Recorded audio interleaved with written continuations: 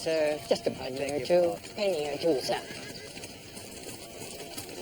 Careful, Mother. Spare a penny, sir. Thomas, no beggar will be ruining Wendell's day. Right, you, out of here. Oh, you no right to be ordering You me. will get out of here, or it's a beating you will get.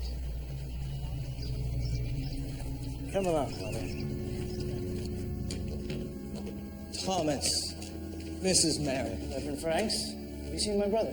Preparing himself, I believe. He has the last minute jitters. Just like him. Thomas, make sure that he's all right. Yes, Mother.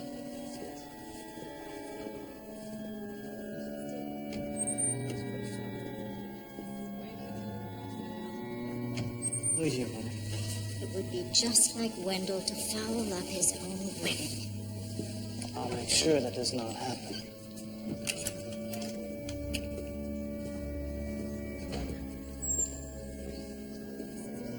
What? Shouldn't the best man be with the groom? What now? I've pinched my cheeks till they're sore, and I'm still so pale. Oh, please. You make yourself ill. But I want to be pretty. Wendell loves you, Eunice. He doesn't care about your looks. We should all be so lucky. That's not what I mean. Eunice, every bride worries about her wedding night. It will be fine.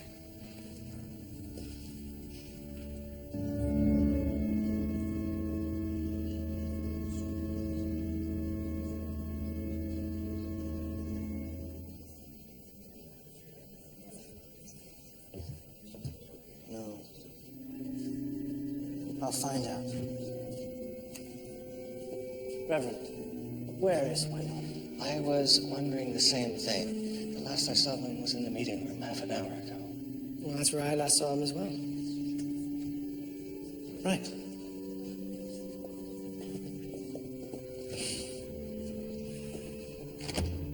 Wendell, what?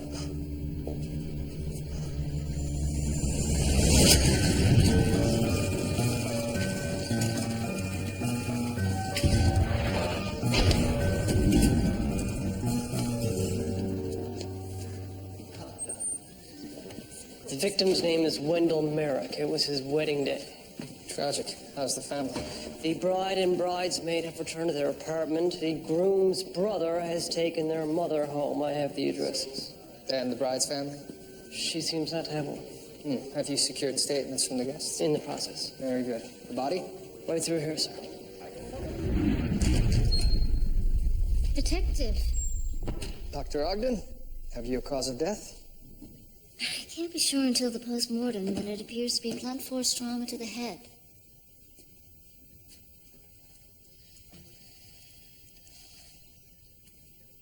Pocket watch has been torn out. No wallet. Cufflinks are gone. Windows open. Killer likely gained entry through there. Murder weapon? I can't be sure, but whatever it was, it caused very distinctive bruising. Look, it's a perfect right angle. Not so sharp as to incise the flesh, but enough to shatter the temporal bone.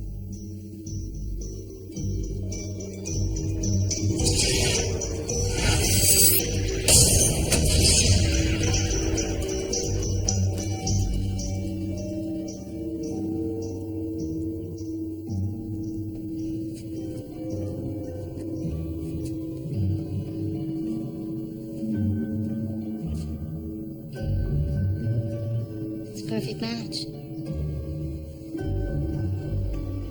Seems nothing is sacred these days.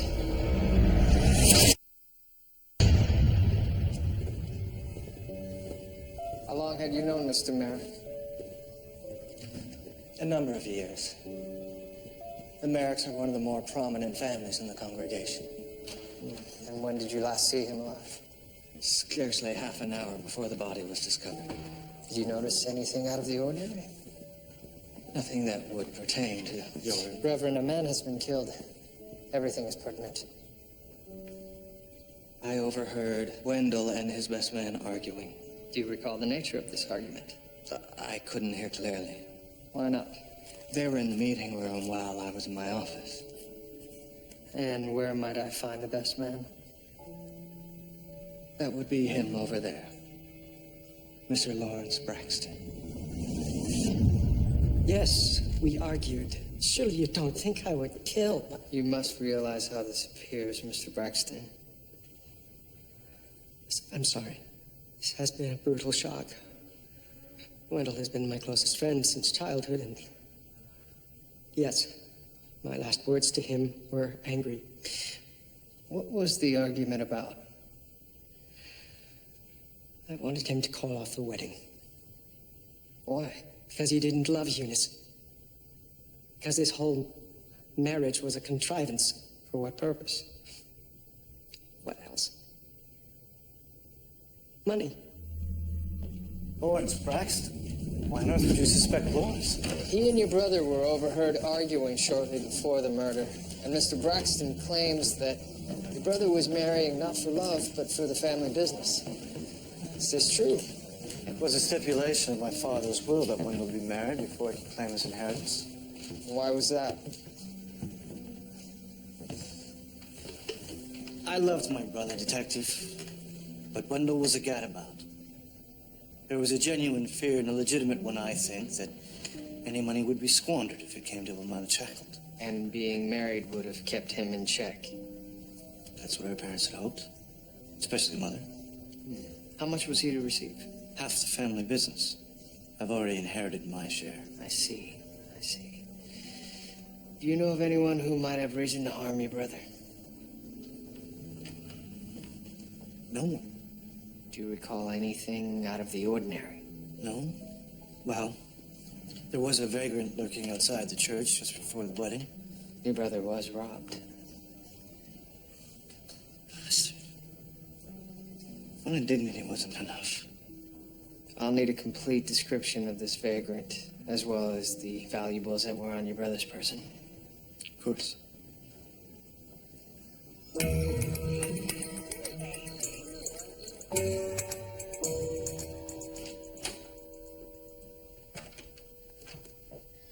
She finally fell asleep. Poor thing. Heroin. Wonder drug. Put her right out. So you knew the deceased well? Very well. Since childhood. And how long have you known Miss McGinty? A while now. I introduced them to each other, you know. You introduced them? Eunice had been working as a ladies' companion in Niagara Falls. She moved to Toronto and started coming to our church. I felt she and Wendell would make a good match. And I was right. I have never known a woman to love a man as she loved Wendell. So it was a love match? Well, of course. What are you insinuating? He's insinuating I was after Wendell's money. I'm sure that the detective didn't No, he would be the first. Lawrence as much as accused me of being a gold digger. Why would he say such terrible things? I loved Wendell.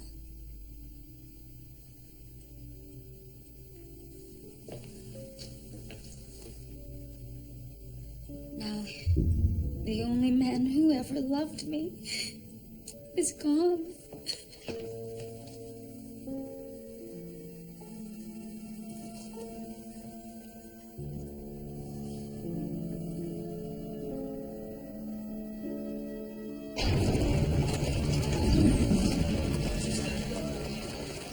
Wendell Merrick died of an extradural hemorrhage caused by bone fragments penetrating the temporal lobe. A lucky blow. Or unlucky, depending on your point of view.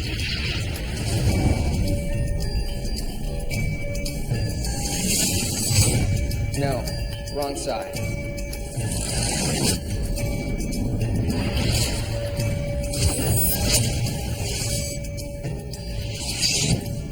There were no defensive wounds. Correct. So the blow was delivered to the side of the head, but from behind. Perhaps the killer sneaked up on his victim. Or the victim knew his killer and was comfortable enough to turn his back on him. Anything else? traces of semen. So he'd had sexual relations. Yes, sometime earlier, before arriving at the church, I think. With a man. A man? You're quite sure? Quite. He was sodomized? Well, there was no tearing, leading me to believe it was a consensual encounter. He was a sodomite? William, I believe the term now in use is homosexual. Mandrakes, eh? Can't say I'm surprised. Does explain a few things. Such as? Why his parents were so anxious to marry him off. Nothing like a sanctified marriage to remove the whiff of pansy from the air. What kind of life would that be for the prospective wife? It's all a trade-off, Murdoch. A plain Jane like that doesn't just up and wed a Merrick. She knew what she was getting into. Perhaps. Do you think his inclination was a factor in the murder? I wouldn't be surprised if it was the lover who wielded the weapon. The lover? Well, somebody was shoving something where it didn't naturally belong. And I'm assuming that that somebody wasn't too happy about the upcoming nuptials. But what about the robbery? Or perhaps even something to do with Mr. Merrick's inheritance? It could be the case. Listen, I've known a few shirt-lifters over the years, and they're a dodgy bunch. They combine the vindictive cunning of a woman scorned with the male tendency to get the job done. It's the lover. I'll lay you even money. But who's the lover? You said yourself that the victim was arguing with his best pal. Maybe the two of them were closer than they let on. Now, Murdoch, if you'll just excuse me. Pressing matters are at hand. Constable Perkins, a word.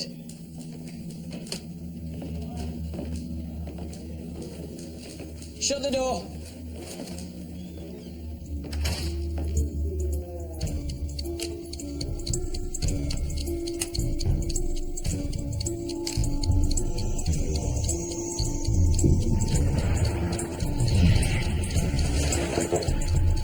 We've been to every pawn store, sir. They'll be on the lookout for the items stolen from the victim. Any luck with the vagrant? The Reverend Frank said... Come in, close the door, George. Reverend Frank says there's a fellow by the name of Old Dan who likes to beg around the church, but we don't know where he lives. That's with his door closed. You've just given me an idea, George.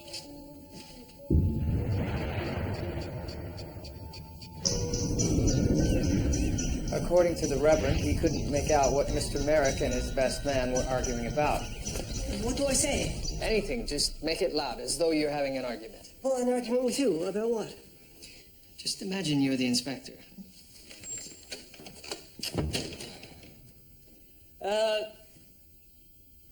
You bloody incompetent dog!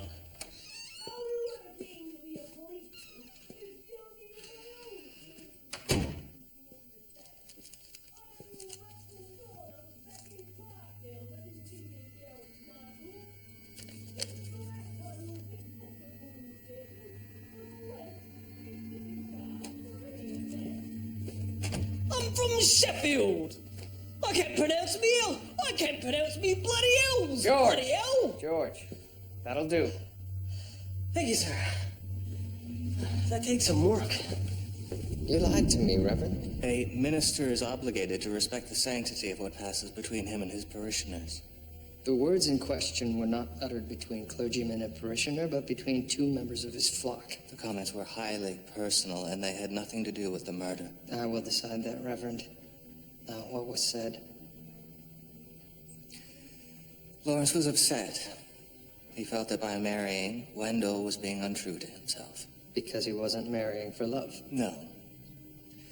Because by marrying, Wendell was in denial of what he really was. A sodomite. But you knew of this already. Wendell wrestled with his predilection for years. I tried to counsel him as well as I could. Who was his lover? Was it Lawrence Braxton? I cannot, and I will not, say anything more.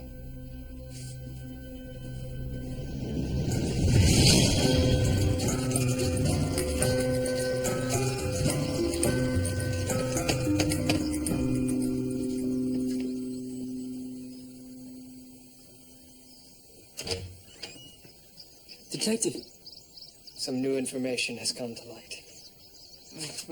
won't you come in? I think this is a matter best discussed in private.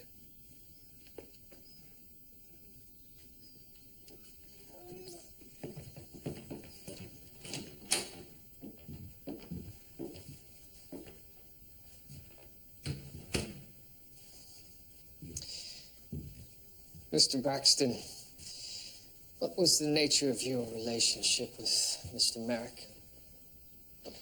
We were friends. Nothing more? What are you implying? Were you Mr. Merrick's lover? Good God, man. I've got a family. You were aware he was a homosexual. Of course I knew. I've known since we were children that there was something different about Wendell. And how did you feel about this? Well, the very notion is difficult to contemplate. But Wendell was a good man. You're not suggesting that his persuasion had something to do with his murder? Do you know who his lover was? No. Wendell kept that part of his life separate from me. And was this the real reason you were against the marriage? It had all been so whirlwind. I didn't feel that either one of them really knew what they were getting into. Of course, I suspected. There were times when things didn't feel right. The way they should between a man and a woman. This is terribly awkward, Miss McGinty, so I'll simply say it.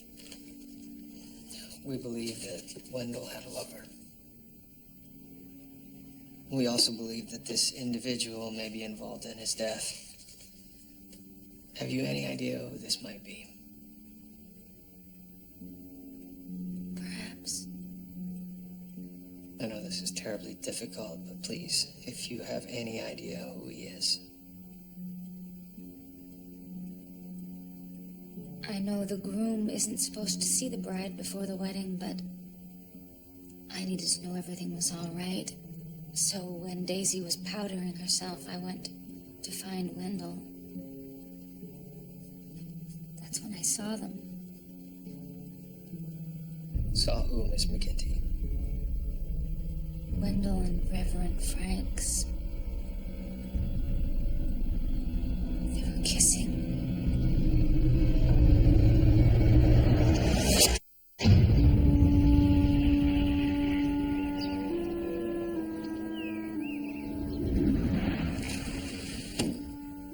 Forgive me, Father, for I have sinned. It's been 6 days since my last confession. Most unlike you, William. I've been somewhat distracted. You must always make time for the Lord. Father, I must question a man of the cloth on matters of a criminal nature. No man is above the law. His crimes may not only be against the laws of man. What has he done?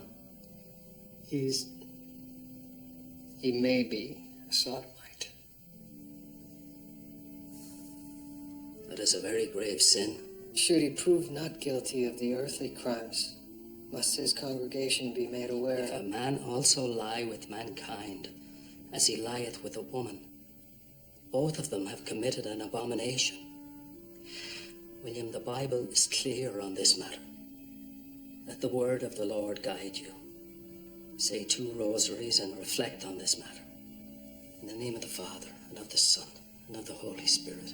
Amen. Amen. Poor Eunice was overwrought. She misinterpreted what she saw. And what was that? A clergyman offering solace to a member of his flock. Solace for what? Wendell had decided that he could not go through with the wedding, that it was unfair to both Eunice and himself. So he came to you for counsel. He knew that it would utterly destroy both his fiancée and his mother. Yet he felt it was something he had to do. And this solace, as you call it, did it take a physical form? He was shaking. I embraced him to calm him. I dare say you'd have done the same. Well, an embrace is one thing, but kissing's an entirely different matter. If I kissed him, it was a brotherly kiss on the cheek. Is that what passes for brotherly comfort in your church, Reverend? Or is it something worse? Are you a sodomite? Were you Wendell Merrick's lover? How dare you accuse me of such things?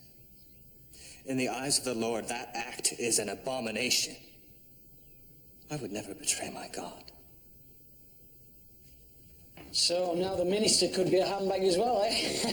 You'll soon be seeing mandrakes in your sleep, Murdoch. They were seen kissing just shortly before the murder. But is he the lover? I don't know. Well, then find out. But how, sir?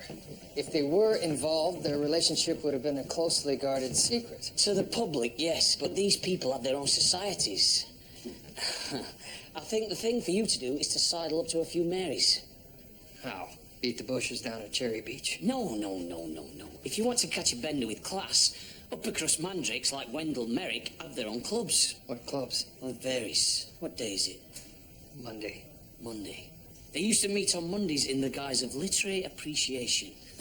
Oi, Higgins! Whatever happened to that Monday afternoon pansy club? Do they still meet in the back room at the Dominion? Not after that last raid, sir. Believe they're at the Taylor Creek Tennis Club now. Ah, you see, that's the problem with catching these mollies. You swat them here and they pop up there. How does Higgins know this? Well, between you and me, he has a cousin who's a bit of a left-footer. But you won't pass for one looking like that, though. Pass for one. Yes, not bad, not bad. We may have gone a touch overboard with the feathers. There you go. Right then, pansy. Who's got the pansy? Of course, Higgins. Did you get that off your cousin? Pansies, symbol of fairies the world over. Now remember, don't overplay your hand. Be subtle. Let your quarry make the first move. A racket, sir? Sure as your swing? I beg your pardon? Your tennis swing. Let's see it.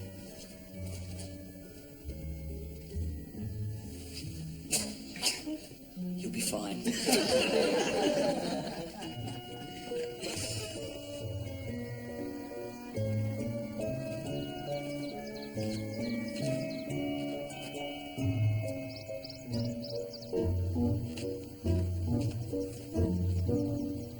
It's a sad time. I choose to remember him for who he was.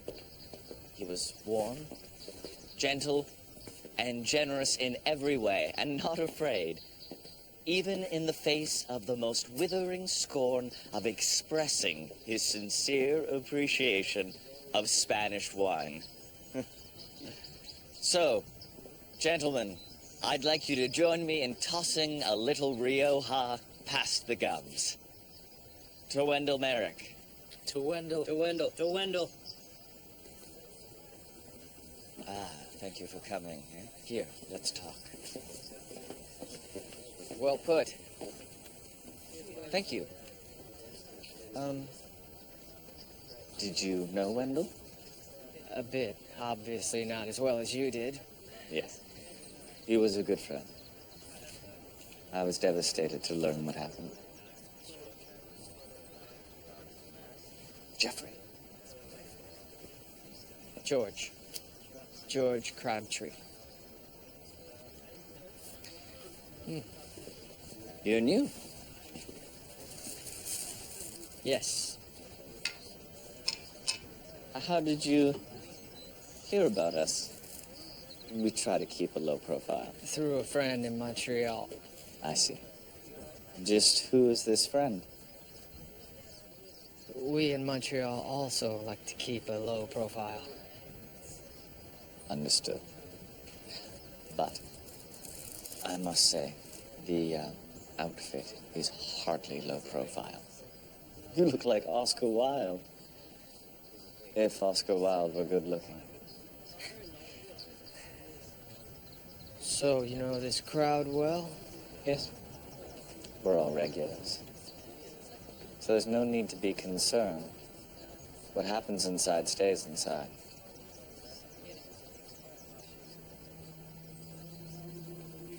You've never done this before. No. Then welcome. Truly. It takes a lot of courage to come here like this.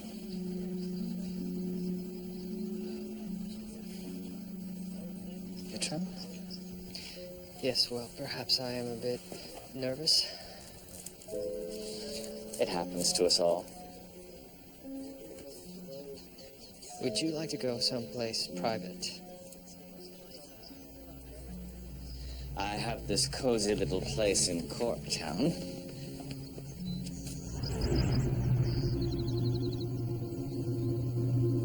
I don't play doubles.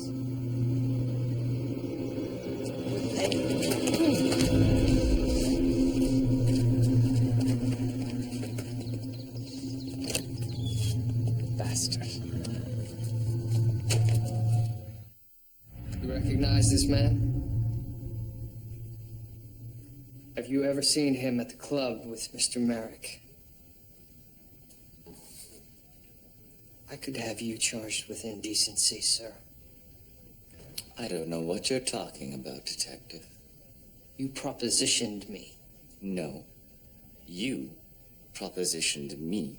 In fact, you came off remarkably believable. Just tell me if you've ever seen this man at any of your events. Why?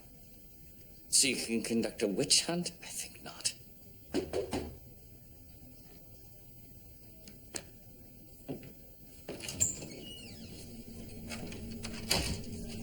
So that's the bender. Very somewhat reticent. Oh, really? I can handle this, Inspector. Don't tell me you're going soft on this, Murdoch. I just think that if I talk to him, I'll talk.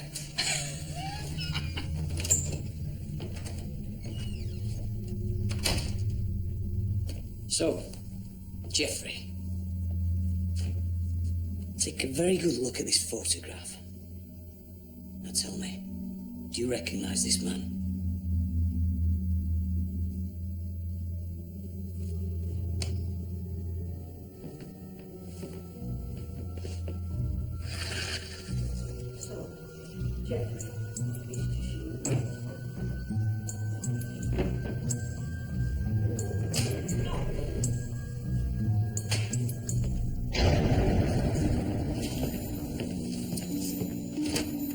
Good Reverend is a pansy. I see.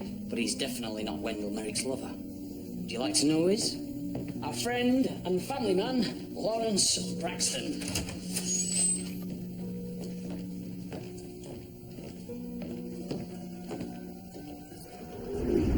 Come in, Detective. Mrs. Braxton, I'd like to speak with your husband, please. Is everything all right? I just need to speak with him, thank you. He's upstairs. Lawrence? Detective Murdoch is here to see you. Lawrence? That's strange. I know he's up there. May I? Of course.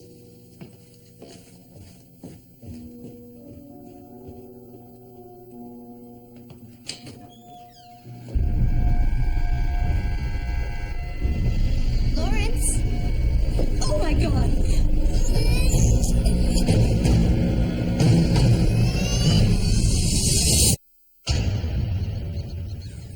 Our marriage wasn't perfect, but Lawrence loved his child. And me. In his own way. So your marriage was an arrangement? An understanding. Lawrence had safety. And in turn, I had a child and a home. He kept his affairs discreet. I chose not to press. Did you know of Lawrence's involvement with Wendell? I suspected. Is it possible your husband killed Wendell Merrick? No, he loved Wendell. I'm sure of that. He would never harm him.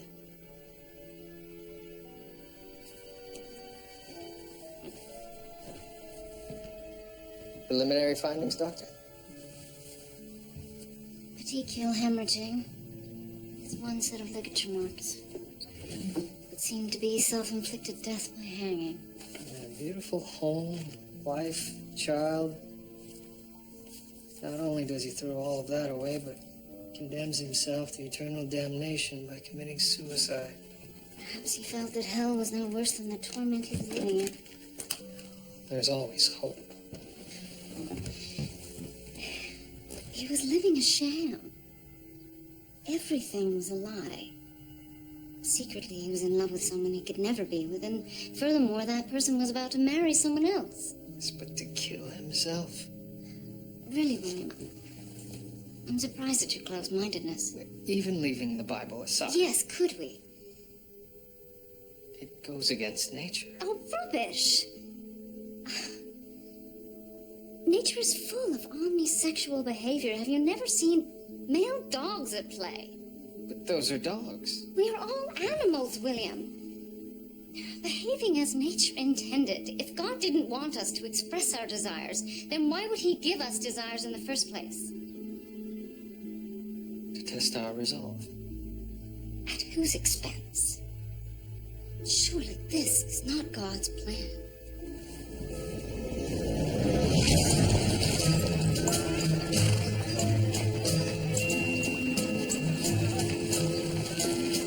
Of course the wife would say that. No woman wants to believe her husband's capable of murder. But he's swinging bodies almost a signed confession. I hardly think that's true. He knew we were closing in, so he took the easy way out. Lawrence Braxton loved Wendell Merrick.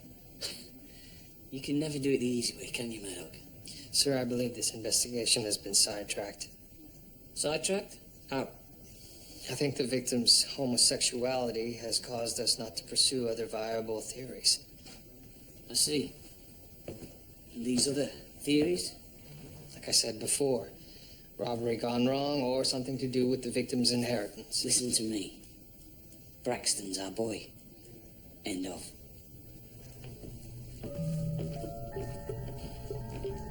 Sir, we have found the vagrant. Oh, and Thomas Merrick is on his way to identify him. They're mine. This belonged to my dear dead father. This was given to me upon my retirement from the Navy. These are a story to themselves. They were given to me by the Duke of Cornwall as a reward for saving the virtue of his daughter. And after all these years of carrying these valuable items around with you, you suddenly decide to pawn them all. I've fallen on hard times. Do you know why you're here? You think I nicked these things, but I swear. You're not here for theft. You're here for murder. Murder? I may be a lot of things, but I'm no murderer. These items were taken from a man who was found murdered yesterday morning in Shooter Street Church. No, it wasn't me. You were spotted at the scene. No, it wasn't me. It couldn't be me. Then tell me truthfully, what happened? I found him. Where? Outside the church. Some bloke. He chucked him outside the window, I swear. Ah, Mr. Merrick. Thank you for coming down. You recognize this man? I know you. This is the vagrant I saw outside of the church. No. You're the fella who chucked these things outside the window.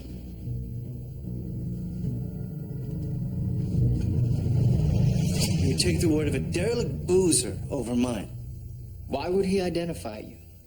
He just wants to point the finger at somebody. Anybody. Mr. Merrick, were you jealous of your brother? What? Hardly seems fair. A gadabout like your brother inheriting half the family business just for marrying a girl. Are you implying that I killed my brother? Then you took his valuables to make it look like a robbery. I was nowhere near that room. Odd. You claim to have been searching for your brother shortly before the ceremony, Mr. Merrick. Are you familiar with finger marks? Excuse me? They're the prints that your oily fingers leave behind when you touch something. Quite handy for investigations. You see, no two are alike. Do you think if I check this watch and cufflinks, I might find your finger marks. All right. I was in the room. What happened? I wanted to make sure that Wendell was all right. But I swear to God, I did not kill him. He was lying there, and I just knew it had something to do with his deviance. So you knew? Of course I knew. The whole family knew. Is that why your mother bribed him to get married? It's a crude way of putting it, but yes. Continue. It was clear that he'd been murdered. I knew if the police investigated, the truth would come out. So you took his valuables, threw them out the window so that it would look like robbery. I'd seen the beggar earlier. I thought... What? We would just assume it was him. So you re-entered the room and pretended to discover your brother's body. I had to do it. Could have ruined our family. That would have been a tragedy. Yes, Detective. It would have.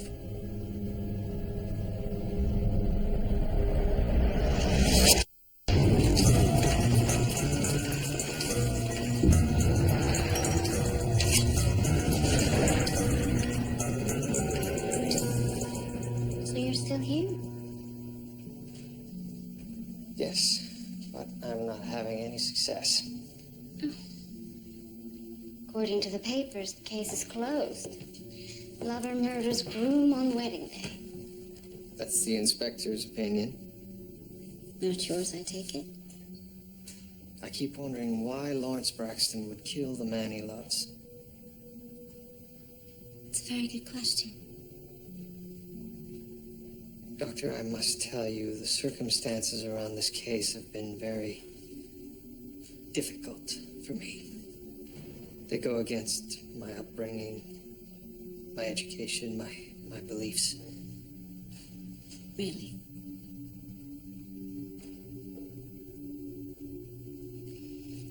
I brought you the final results of Lawrence Braxton's post-mortem. Anything out of the ordinary? Nothing you're not aware of.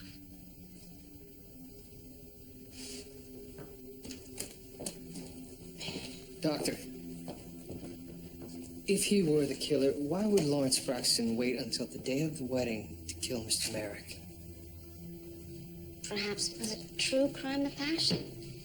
He didn't plan to kill Wendell. He was upset. But that is where I have the problem. They would have both been in marriages of convenience. Nothing in their relationship would have changed. Then why was he killed? It's usually always about love or money. You seem to be eliminating love. And it wasn't robbery. I've also eliminated that. It only leaves inheritance. Who would have stood to gain, his brother? Eventually, but only after the mother died. The bride was only have received her share if the marriage had been completed. Yes. If the marriage had been completed.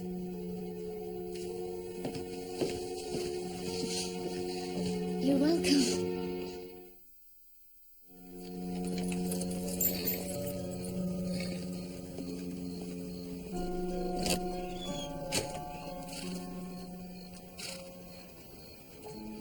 Have you come to make it a matching set? I'm sorry?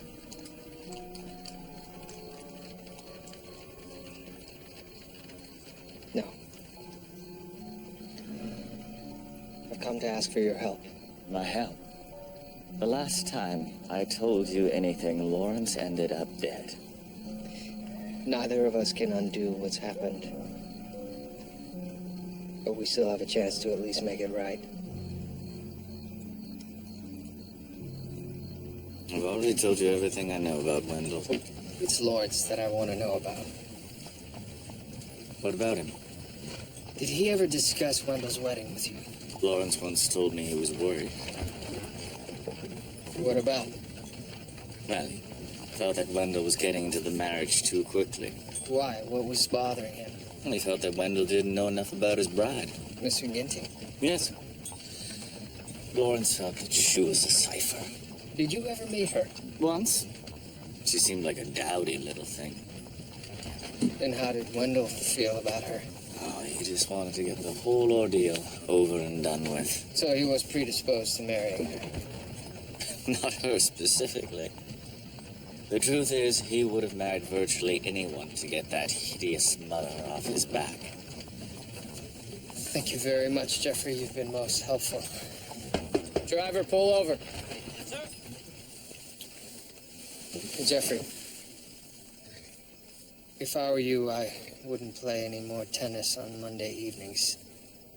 In fact, I think your entire group should take up another sport.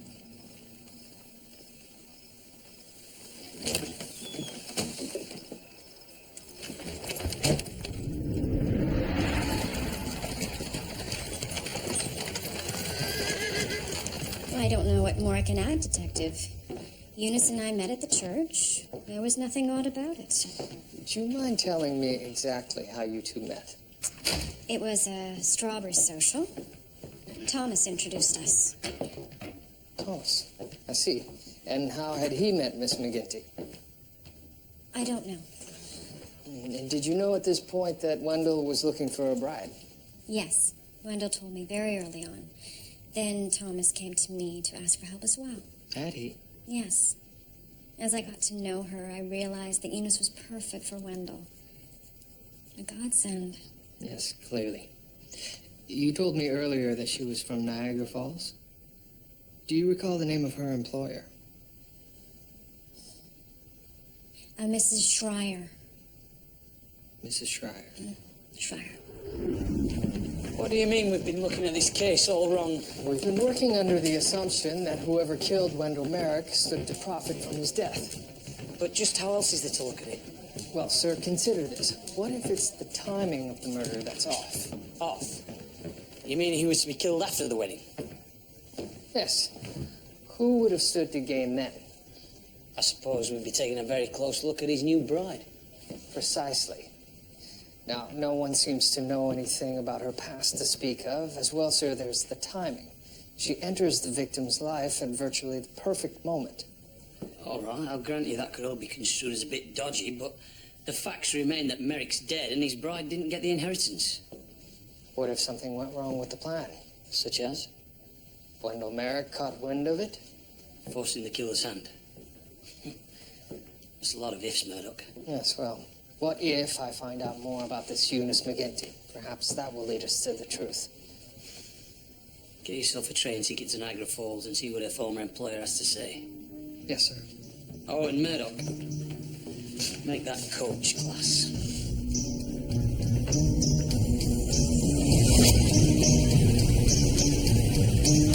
Oh, my. Eunice was such a dear girl, Detective. And how long did she work for you, Mrs. Fryer? It's almost 3 years. What was she like? She's quiet, unassuming. You know, I don't think she ever got over the fact that her parents died. She was an only child? Yes, so incredibly lonely. I always think that's why she did it. Did what? Why, she jumped into the gorge just below the falls. She's dead?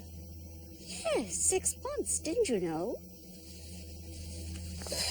Mrs. Schreier, do you recognize this woman? Oh, yes. Eunice McGinty. Heavens, no. That is Bridget Klein. Bridget Klein? Bridget and Eunice worked together at the house. In fact, Bridget was with Eunice when she jumped. Was she? Do you know where Bridget is now? She moved away to Toronto after the whole terrible affair. Do you know why? Bad memories? I suppose she wanted to be closer to her fellow. And who was that? Oh, I can't remember his name. I can't be sure, but I think he owned some kind of company. His name didn't happen to be Thomas Merrick, did it? Yes, that's it. It's quite lovely. Thank you.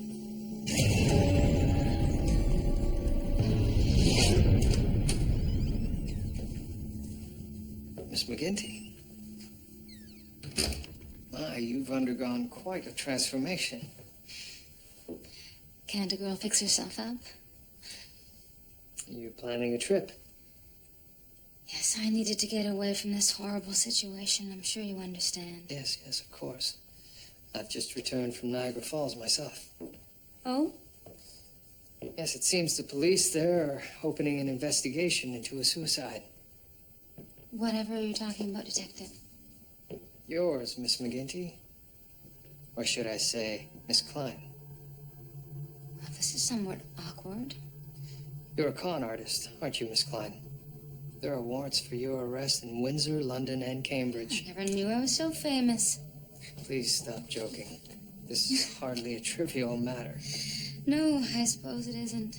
This was all an elaborate plan to steal Wendell Merrick's shares of the company, wasn't it? Thomas resented that Wendell was about to receive half of the family business simply for marrying a girl, didn't he? The company was a mess when Tom took it over from his father. He built it up single-handedly. I'm curious. And how did you two meet? At the falls. Thomas had an eye for the ladies. Ah, a rich gentleman for an ambitious lady. We both had healthy appetites. But Thomas only had half of a company. Why not the whole thing? Did he think of that? Or did you put the idea in his head? Tom was more the doer than the thinker.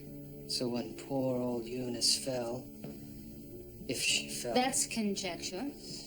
You decided to take her place. It was perfect. A new identity for the wanted Bridget Klein. If you say so. Even better, you were impersonating a lonely woman desperate to marry, who was about to meet an equally desperate man, a man who was about to become very rich. A match made in heaven. And that's why you befriended Daisy, because you knew she would introduce you to Wendell. Then the plan was to marry, and after a few months, what? Maybe poor Wendell would suffer a terrible fall and die, just like Eunice had. That would be highly ironic. And then the grieving widow and her inheritance would find comfort in the arms of her brother-in-law. You should write books, Detective. What went wrong? I will piece this together. Count on it.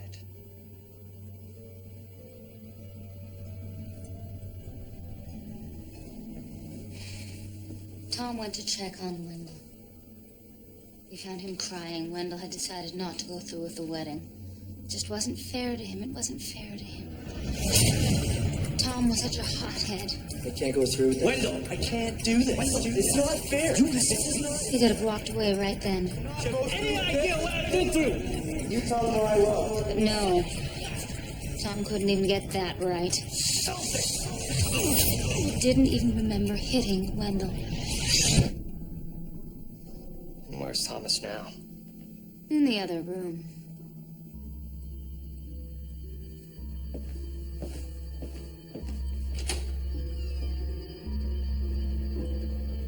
What have you done to him? Heroin. Really is a wonder drug.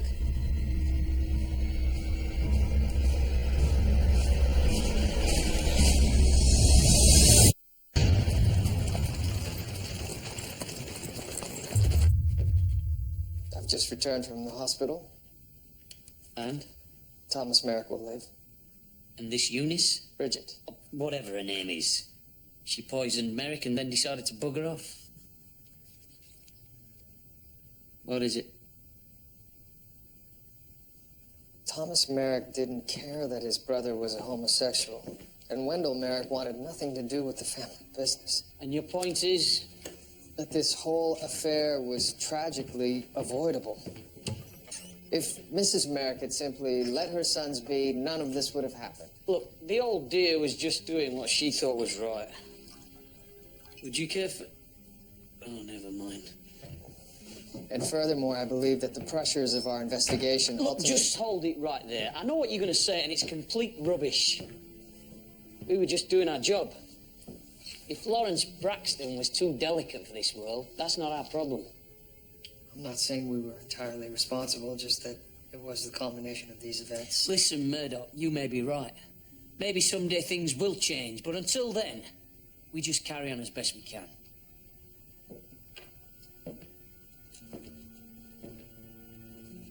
Sir, regardless of how we rationalize these events, Lawrence Braxton did leave behind a wife and child.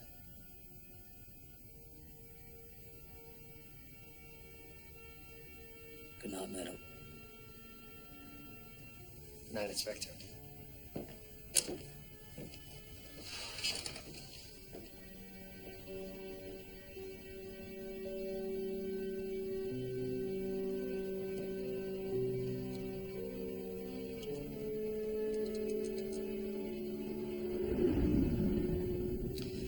Is there something you'd like to tell me, William? Father, I find myself questioning the basic tenets of my faith. We all face challenges. Even Jesus did. 2 men are dead. By all standards, good men. Yet they're condemned to eternal damnation. How can this be God's will? It's not for us to question the will of the Lord. But that's just it, Father. I don't think I can follow blindly anymore. Your faith must not waver. I imagine a world that is more compassionate and enlightened. And someday it may be. Perhaps not in our lifetimes. In the meanwhile, trust in the guidance of the Lord. Say 2 rosaries and reflect on these matters. Thank you. I will. William, the man of the cloth you came to me about, what did you decide to do? I said nothing.